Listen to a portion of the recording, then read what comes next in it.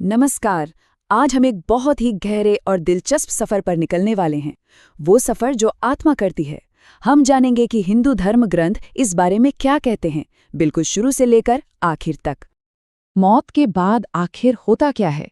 ये एक ऐसा सवाल है जो हम सब कभी न कभी सोचते हैं।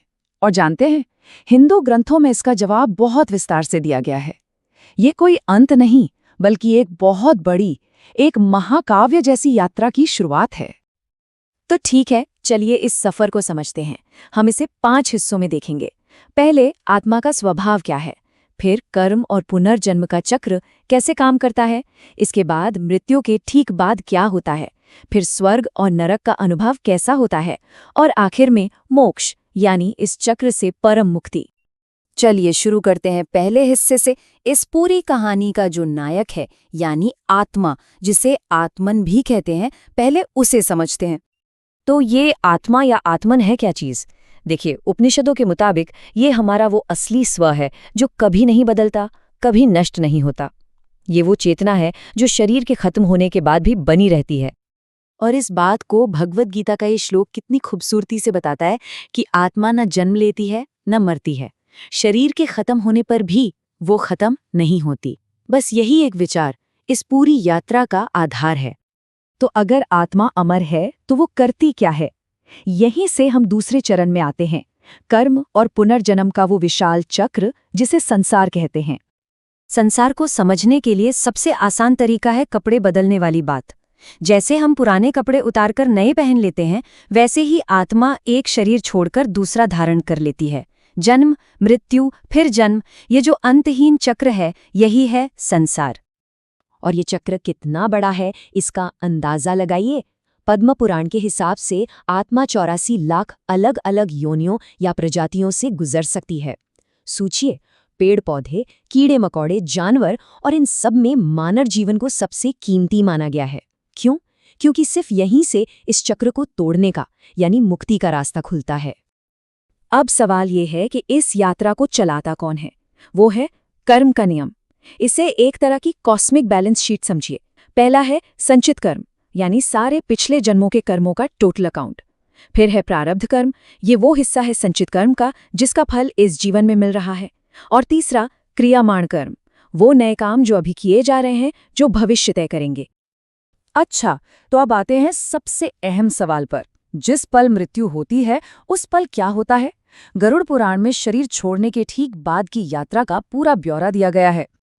देखिए, शरीर छोड़ने के बाद आत्मा यमलोक तक पहुंचती है और इस सफर में लगते हैं 47 दिन। ये कोई आसान सफर नहीं है। गरुड़ पुराण के अनुसार ये 86,000 योजन लंबा है और रास्ते में भयानक वैतरणी नदी भी पार करनी पड़ती है। हाँ, ये जरूर है कि जिसके कर्म अच्छे हैं उसके लिए ये सफर थोड़ा आसान हो जाता है। और जब आत्मा यमलोक पहुंचती है तो वहां एक दिव्य अदालत लगती है। वहां है दिव्य न्यायाधीश यमराज, और उनके साथ है दिव्य अकाउंटेंट चित्रगुप्त, जिनके पास हमारे हर एक काम का, हर एक सोच का पूरा हिसाब होता है। कुछ भी छिपता नहीं है। अब इसी हिसाब किताब के आधार पर फैसला होता है और आत्मा को उसके कर्मों का फल भोगने के लिए एक अस्थायी जगह पर भेजा जाता है, या तो स्वर्ग या नरक। पुराणों में 28 से भी ज्यादा अलग अलग नरकों का जिक्र मिलता है, और हर नरक में एक खास पाप के लिए एक खास सजा है। जैसे झूठी गवाही के लिए रौरव नरक, या विश्वासघात के लिए कृमिभोजन। लेकिन यहाँ एक बात समझना जरूरी है, ये बदला लेने के लिए नहीं है, बल्कि ये आत्मा को शुद्ध करने की एक प्रक्रिया है। और दूसरी तरफ है स्वर्ग। ये एक ऐसी जगह है जहाँ पुण्य कर्मों का इनाम मिलता है। यहाँ देवताओं के राजा इंद्र का शासन है। सब कुछ सोने और हीरों का बना है। यहाँ न बुढ़ापा है, न बीमारी, न कोई डर। यहाँ इच्छाएं पूरी करने वाला कल्प वृक्ष भी है। लेकिन, और ये लेकिन बहुत जरूरी है, स्वर्ग भी हमेशा के लिए नहीं है। ये एक अहम फर्क है। जैसे ही अच्छे कर्मों का बैलेंस खत्म होता है, आत्मा को वापस पुनर्जन्म के चक्र में लौटना पड़ता है। स्वर्ग और नर्क दोनों ही बस स्टेशन है, आखिरी मंजिल नहीं। तो अगर स्वर्ग भी आखिरी मंजिल नहीं है, तो फिर है क्या? इस पूरी यात्रा का असली मकसद क्या है? और यहीं हम आते हैं अपने आखिरी और सबसे अहम पड़ाव पे, मोक्ष। तो इस जन्म मरण के चक्र से बाहर कैसे निकलें? शास्त्र इसके लिए 4 मुख्य रास्ते बताते हैं। ज्ञान योग यानी ज्ञान का रास्ता, कर्म योग मतलब बिना फल की इच्छा के काम करना, भक्ति योग यानी ईश्वर के प्रति पूरी श्रद्धा और प्रेम, और राजयोग यानी ध्यान और मेडिटेशन का रास्ता। रास्ते अलग-अलग हैं पर मंजिल एक ही है। और मोक्ष आखिर है क्या? मुंडक उपनिषद का ये श्लोक इसे बहुत सुंदर तरीके से समझाता है।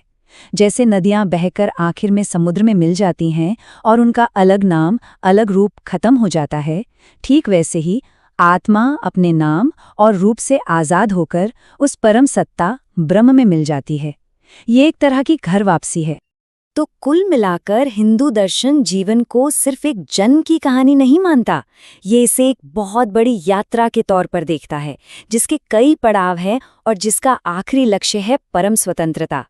ये हमें सोचने पर मजबूर करता है कि अगर ये जीवन एक सफर है तो हमारी असली मंजिल क्या होनी चाहिए।